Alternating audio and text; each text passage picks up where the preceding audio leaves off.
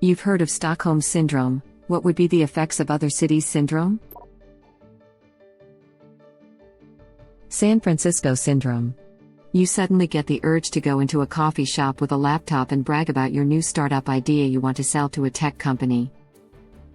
I got pretty disenchanted with LA, as anytime you went into a coffee shop, everyone had a MacBook and was writing the next great screenplay they were going to sell to make their dreams come true. Hero worship of movie stars. I went to San Francisco, and anytime I went into a coffee shop, everyone had a MacBook and was coding the next great startup they're going to sell to make their dreams come true. Hero worship of tech stars. I realized I just need to get my act together and stop worrying about things. This is exactly how I imagine both cities. The Lima, capital of Peru, syndrome already exists, and it is the polar opposite of the Stockholm Syndrome. It is described as a captor falling in love or becoming submissive to their victim. If there is ever a simultaneous case of Lima and Stockholm Syndrome, it will be a love story for the ages. At that point, would it even be considered a hostage/captor situation? Or is it just a couple who met in a very odd circumstance? Ha. It's called marriage. Stockholm Syndrome. Well done. That's all of us the last year. Nice. Tale as old as time. True as it can be. Barely even friends. Then somebody bends. Unexpectedly. Just a little change. Small to say the least. It's called Beauty and the Beast. Hades and Persephone. There's probably already been a film about this. Or failing that, some god-awful fanfic on Wattpad, and that's the second best thing. Isn't that just Disney's Beauty and the Beast? That would be both, wouldn't it? Since they both fall in love with one another? Yup. Beast has Lima Syndrome and Belle's Stockholm Syndrome. There are many of those on Wattpad. The creepypasta fandom is effing weird. Didn't know that. I'm Peruvian, specifically from Lima. I've been investigating, and that syndrome was first observed when a terrorist group seized the embassy of Japan in Lima. The hostages and the kidnappers were feeling lots of empathy towards each other. It's pretty interesting. If you want to know more about that, look for the Chavin de Huantar operation, considered to be one of the most successful military operations. Edit. Grammar. The fact that you left an E at the beginning of specifically enabled me to read that entire post in what I assume is your accent. Sorry, my mistake. It seems I missed that. Embarrassed smiley face. Sometimes I confuse some words when they have a similar sound to Spanish. Like in this situation. Spanish, específicamente. English, specifically. I get it, no need to apologize. I don't even think I'd call it a mistake. It's just writing with an accent. This is Spanglish, and it is awesome. Wow. That is mighty interesting. Thanks for shedding a light from a more local perspective. Would make for a perfect comedy skit of a bank robbery. Miami actually already has one. We call it Miami-itis. It's the spiral of complacency that sets in once you have a little job that pays just enough to pay the bills and hit the club on the weekends, when you know someone who knows someone who has a boat, when you can go to the beach if you can't find a boat, when the weather is warm most of the time. You lose interest in learning new things, in pushing yourself out of your comfort zone. You're comfortable and complacent in a place everyone goes to vacation, so you don't work on improving anything, whether yourself or other things. You don't think more critically about your life and goals and the world at large. That's the Miami-itis. Disclaimer, obviously not everyone that lives in Miami has it, but it's definitely a thing. I live in Hawaii. This one kind of stings.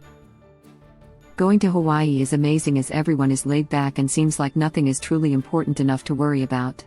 Seeing people totally chill with living in a crafty house and a beater car just being a surf instructor. It's unbelievable coming from a high-stress work environment.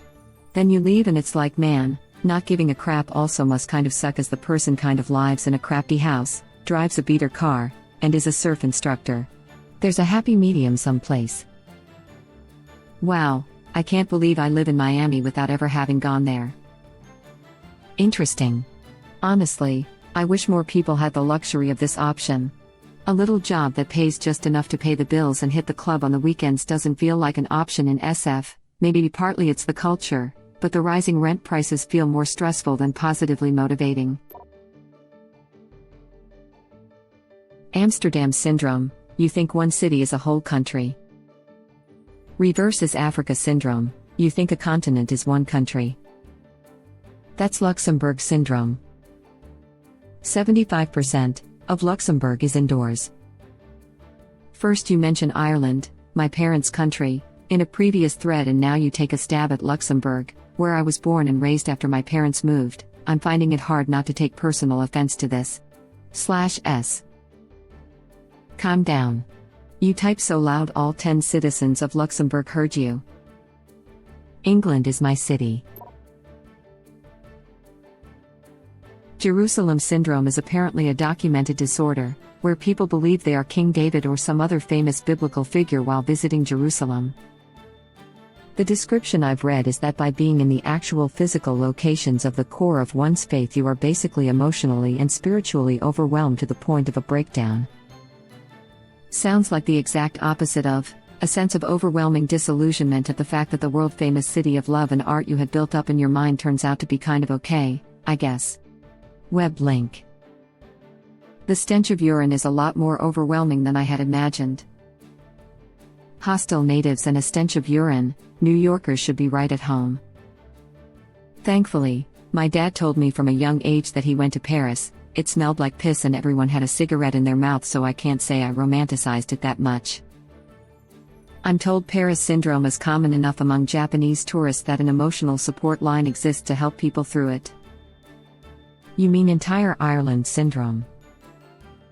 Irish people all think they're Bible characters. Tourists in Ireland think they're Tuatha De Danann. Wait, we're not.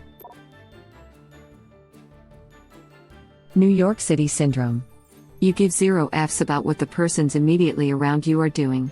However, if they ask you to recommend a place for them to get food, you will spend as much time as needed giving them your personal review of every restaurant you've ever been to. My NYC syndrome is going back to the suburbs of my home state after a year of living in NYC, and then getting mad when strangers would smile and say hello to me on the street. Who are you? Do not speak to me. Midwest Syndrome is visiting NYC and getting yelled at for smiling and saying hi to strangers. My girlfriend is from New York and kept laughing at me for saying hi to everyone. Definitely different culture than the South, haha. I was surprised to see so many people smiling and staring at me or nodding their head at me there. I was told everyone is oblivious. I think people thought I was Jay-Z. My daughter went for 2 weeks for a study program, came back to the South yelling, "Walk faster, lady." Dang, I was just walking down the hallway. GTF out of the way, Mom, I'm walking her. New York City Syndrome, more appropriately on the vein of Stockholm Syndrome. Everything is expensive, living without basic amenities like central AC and in-unit laundry, dealing with crap all day, literally and figuratively, but still, we say we love it here and stay.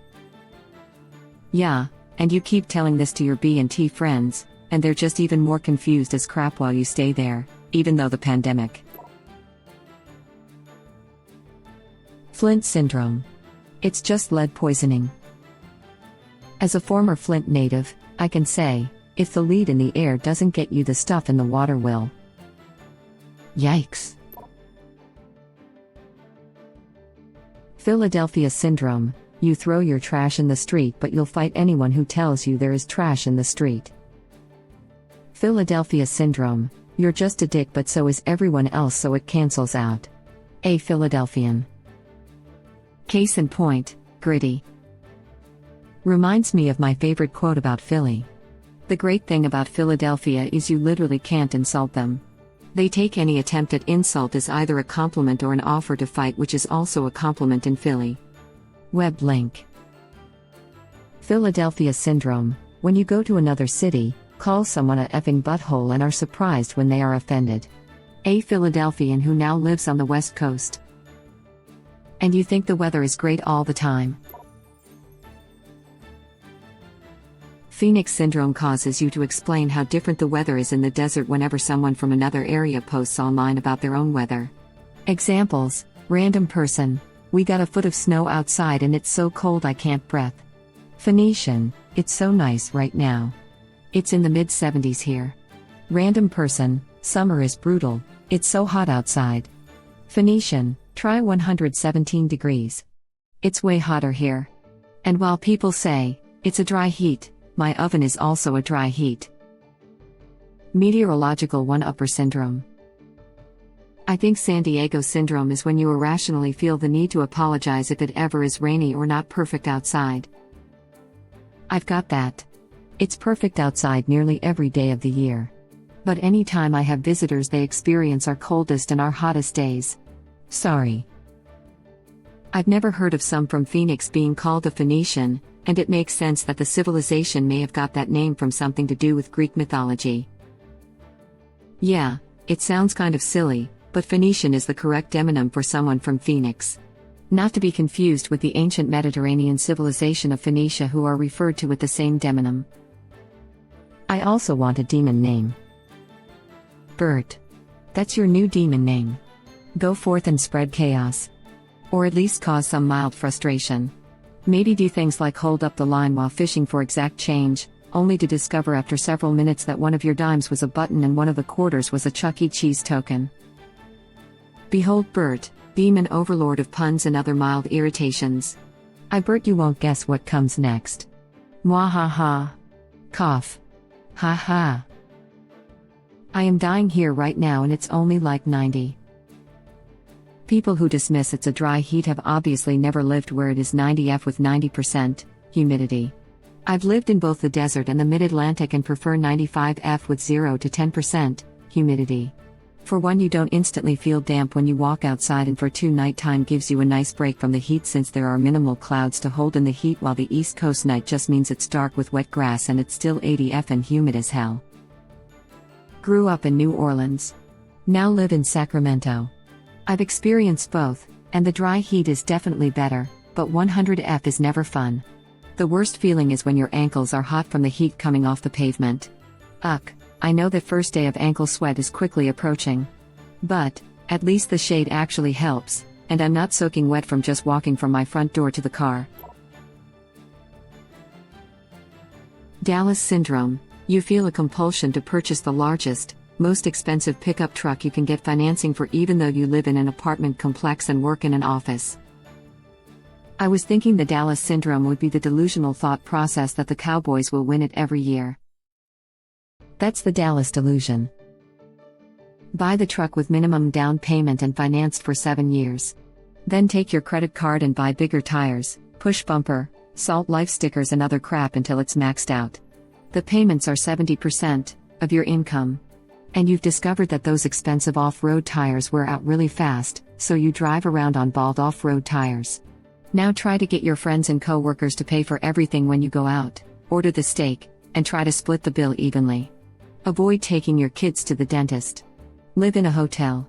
Wear the same clothes for 5 years. And after all that, the only people you impressed were other dumbass rednecks like you. Everyone knows you can't afford that truck and it makes you look like an idiot. That's Arlington Syndrome. This is pretty accurate for a lot of the South I've found. I hate big butt squatted trucks. Nashville Syndrome. Come here for a bachelorette party and end up with 10 pairs of cowboy boots and a fractured wrist from bird scooters. Came here to say this. Add in shorts to go with cowboy boots, and a pedal tavern to woo down the street in. This could easily also be Austin. San Antonio Syndrome. Diabetes with jalapenos, beer, and go Spurs go. Having spent time there, you're not wrong. Boston Syndrome. You have an uncontrollable need to watch and talk about sports. I'd say it's a deep loyalty to your specific dunks, both the location and your order, even though they changed the formula 20 years ago and it sucks now. Also, Barbara moved to the store over in Eastie and the new girl just doesn't make it right. It always sucks when your girl quits Dunkies, but I'm always proud of her for moving up in life. It's a more serious case if you're doing it while getting your iced coffee at Dunk's. In the middle of winter. Still iced. Too effing bad if you don't like it, loser. Philadelphia Syndrome. You are incredibly passionate about sports, although in this case passionate means unwaveringly pessimistic, borderline violent, and open to consuming horse crap. We also worship gritty. Except college sports, unless you're betting. Chicago Syndrome. Even though the weather, traffic, taxes, and cost of living sucks, you still stay. Oh wait, that's Stockholm Syndrome. Additionally, the Chicago Syndrome could be being from anywhere within a 75-mile radius and still saying you're from Chicago. Look, Karen, we know you're from DeKalb. This is true. I was talking to someone actually from Chicago, and I mentioned me driving through Chicago on the 355 loop. He just smiled and laughed and said, "Bro, that's not even Chicago." It could just be to avoid getting into the nuances of the various suburbs of Chicago. I always say I am from near, major city, to a non-local as a suburban dweller just because it's easier. Yes. A local wouldn't consider me anywhere near San Francisco, but ain't nobody from another state has heard of the town I live, so I'm near SF. Thank you for watching. Please subscribe to be the first to know about Red Rabbit Reader's new videos. If you like our videos, please like them on YouTube and share them with your friends. We welcome your comments below. Press to start another of our videos.